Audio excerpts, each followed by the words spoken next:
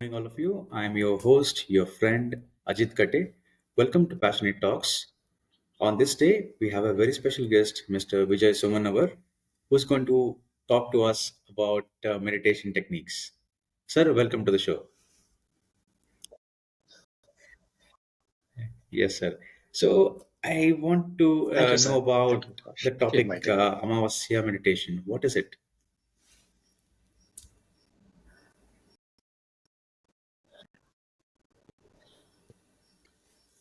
Yeah, Amavasya meditation or new moon meditation and also full moon meditation. We conduct two sessions every month.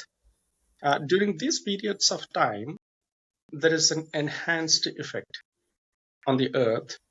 As we can see, even the oceans will be moving up and down.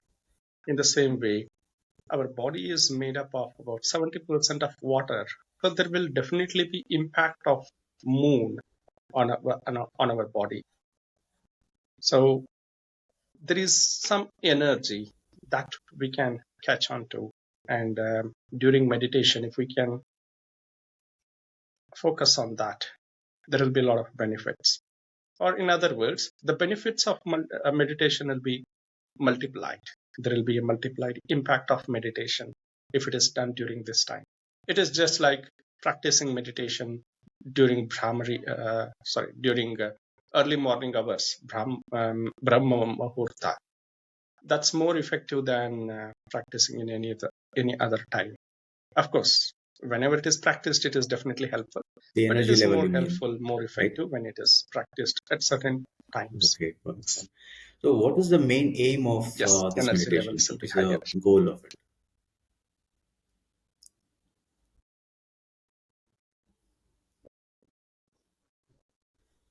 The meditation's main goal, Mhm. according to me, should be self-awareness. It starts with self-awareness. It is not self-information, it is self-awareness, experiential awareness. Whatever I am able to experience at this moment. And it is, I would say, a superpower that human beings have about self-awareness. Otherwise, not many animals have this ability to be self-aware. They just get carried away by the thoughts and their emotions. In the same way, even we, the human beings, most of the time are being carried away by our emotions, and our emotions end up acting, performing the actions for us. And most of the time, this mind is occupied in thoughts about past, thoughts about future, worries, anxieties, and all. The self awareness is something that brings the mind and entire this human nature to the present moment. What all can I be aware of in this present moment? This body is here, I can sense it, I can feel it. And there are sensations on the body, the energy movements. I can feel it, I can sense it. And there is mind, I can experience it, the mind state itself, or the emotion, in other words. These are the only things that I can be aware of. This is nothing but self awareness. Mhm. It's not general information that we get by reading the books or by hearing from somebody else. And this ability and this superpower is available to us all the time, 24 hours. We can tap onto it. Currently, we might be using it for hardly 2 to 3% of the time only. If we can increase it to 10 to 20%, there will be a tremendous benefit for ourselves. Nothing about the world, right? The way I make use of my self-awareness for my Okay, own sir. So, well-being, and that helps all others as well, do you of think we course. should practice it daily to reap the For me, benefit? that's the meditation.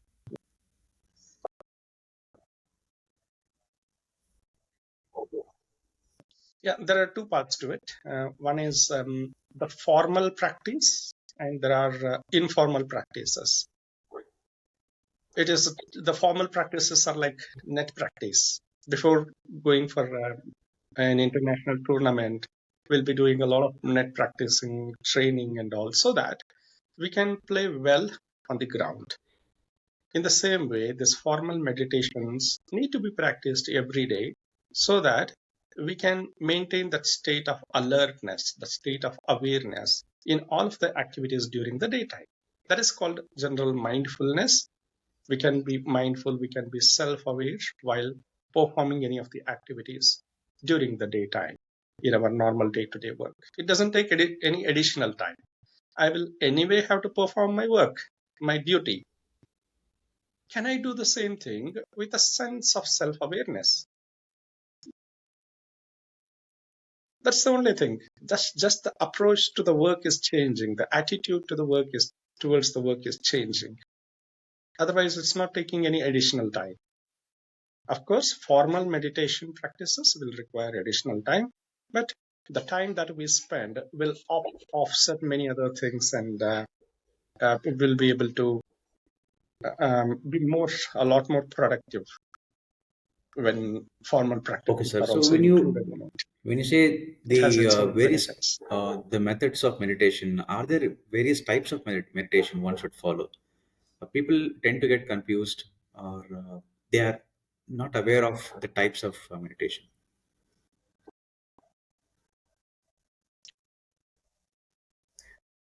Yeah, that's true. Even I keep hearing a lot of stories like there are hundreds of meditation techniques, and each one comes out with their own meditation. And some people will say, yeah, in the morning I say this one to me, myself, and this is nothing but meditation for me. Somebody says they will do some kind of chanting, bhajans, that's meditation for them. Somebody says, I listen to the music, that's meditation for me. It's all different types of meditations. Uh, Nothing right or wrong about them. They have their own benefits and they have their own approaches. But at a high level, for serious meditators, serious practitioners, globally, there are two very effective meditation techniques. One by Buddha, the meditation technique that focuses its attention on the experiences that are anitya in nature, that are temporary in nature. All experiences are temporary in nature. And there is one more technique, which is Vedantic technique, which focuses on the absolute truth, the presence itself, the I am, the Brahman. That's the only truth. And the rest all is just manifestation, and it's anitya in nature. It is um, something mithya, said, false. These are the two techniques. And of course, these are not opposite to each other, but they're both of them are pointing to the same thing, to the same coin. They are a kind of two sides of the same coin. One technique is approaching from this side, another technique is approaching from this side. Both of them end up at the same place.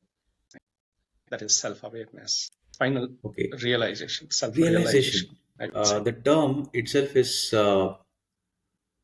unknown to many.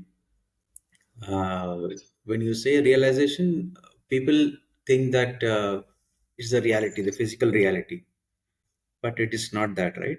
The realization which you are talking about is the realization of oneness, right? No. Yes, yes. Yeah, yes, definitely. So two things once again there. The first one, at the bodily level, we are identified with this body and the mind. This is the only thing that we experience. This we have a brain which is designed to understand only five elements, five things using its senses. Plus, we have mind. These are the only six elements that help us understand. And we are identified with these six elements in the body. And the mind thinks and only this much. I am this. It starts from there. It starts from this experience, and specifically with the technique of Buddha. This can be called our self-awareness at a high level, at a body and mind level. This is the only thing that we experience, and Buddha wants us to explore it. What all we can experience, what exactly is happening with the experiences, and understand those experiences. This is nothing but self-awareness in worldly matters, be it corporate world or social world, everywhere. This is the self-awareness, and that is the end of it in case of corporate world at all. But if we want to proceed in the journey of so-called self-realization, right, or understanding the ultimate truth, so the journey continues with Buddha's technique as well, understanding the reality about the experience itself. And there is something which is beyond experience, which he calls nirvana, a kind of nothing. It is difficult to understand for our brain because it is designed to understand only duality. But nirvana is something which is non-dual in nature, ultimately. But at a high level, we can say there is nothing. Everything is vibrations, vibrations. He ends up there, and that's final realization. And from Vedantic perspective, more than self-awareness, it is self-being, the presence itself. Whether this body is arising, passing away, or the mind is arising, passing away, it all may be impermanent, anitya, etc. But there is something that is permanent. It could be the presence itself. We can feel that. It is a kind of being at the core. There is something that I can be, simply being. It is not exactly experiencing, it is neither awareness nor even witnessing. For awareness, we need an object, we need a subject. Right? But here, there is no object, there is no subject, and there is no awareness in between. But simply being, the state of being, the state of presence itself. Everything else is mithya. Yes. We can call that one Yeah. also a kind of self-awareness itself, right? Yeah. This ability to be is one aspect of it. From Buddha, ability to be self-aware. What's happening? So the ability to be These are the or two I am approaches, I would say. is the nature of reality, the true nature, I mean.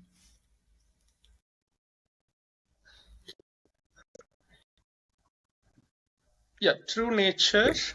that is the only reality as per Vedantic technique, but Mhm. it's beyond our body-mind concept, right? Construct of the body-mind. So it cannot be explained in words. It is a kind of nirguna nirakara state of being, which is an end in itself. But these are the directions, these are the techniques with which I can realize that non-duality, I am. Again, it's all the words, it's all our mental games. The moment we say something, the mind is designed to assume it in a certain way. But ultimately, when it is realized, there is complete oneness. There is no secondness or there is no other. It's all one. Of course, the brain is not designed to understand it. That it's not. It cannot differentiate. It cannot clearly understand what is non-dual. It needs duality to understand the things. So it is simply being, and once the self-realization happens, Fantastic, mind sir. will So understand it. It knows it. And that we mhm. can say I have heard a self-realization or concept called the absolute enlightenment. reality. What is it? Is it the same? or is it different from this?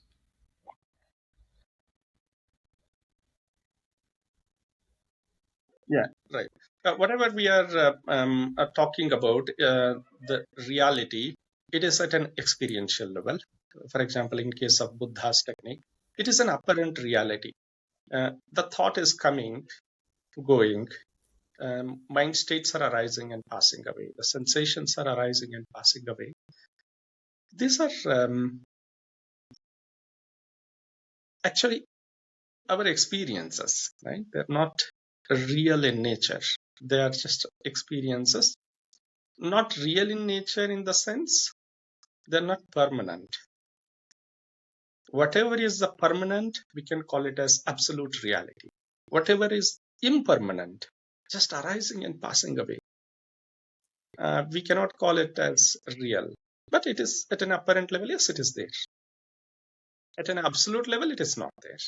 But at an apparent level, yes, I can experience this mind state. It is real. I can experience this body sensation. It is real. At an apparent level, at a body level. So the reality at an apparent level is just awareness of the experience. And the reality at an absolute level is beyond this body mind construct, which is everything as per Vedantic negative or nothing as per Buddha.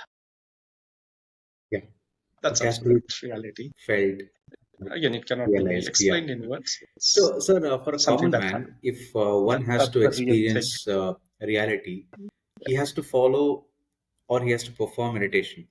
So, which, how will a common man choose the type of meditation, or how should he choose it?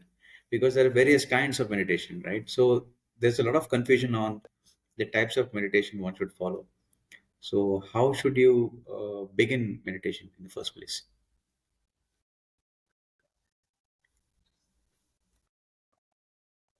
Yeah, that's a good point.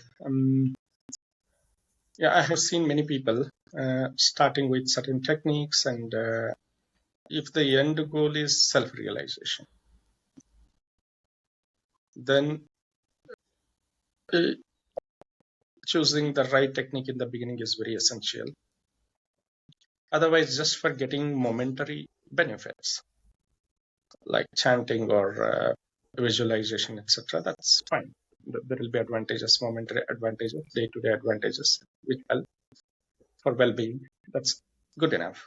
But if self-realization is the final one, then these two techniques are very helpful, specifically the Vedantic technique, which is called as direct path, which approaches the real absolute truth directly. That is one of the most effective ones. And one can definitely practice it. But the problem with it is that